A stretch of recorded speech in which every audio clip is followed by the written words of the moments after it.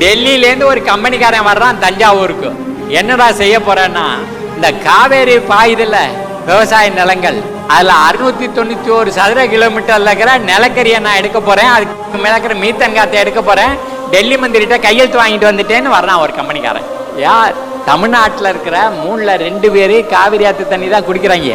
3ல் ஒருத்தன் தமிழ்நாட்டில் இருக்கவன் அந்த காவேரி படிகளை விளையிற நெல்லை தான் சாப்பிட்றாங்க.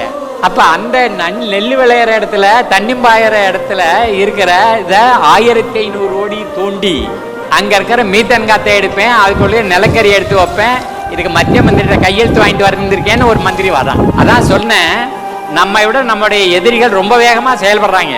முன்னாடியே அணு உலையை வச்சு எப்ப பார்த்தாலும் தமிழ்நாட்டை தீர்த்துக்கிறதுன்னு முடிவு பண்ணிட்டாங்க. திரும்ப திரும்ப அணு உலையை கொண்டு வருவேன்னு சொல்லி இருக்கிறான். தமிழ்நாடு அதோட பாலைவனம்.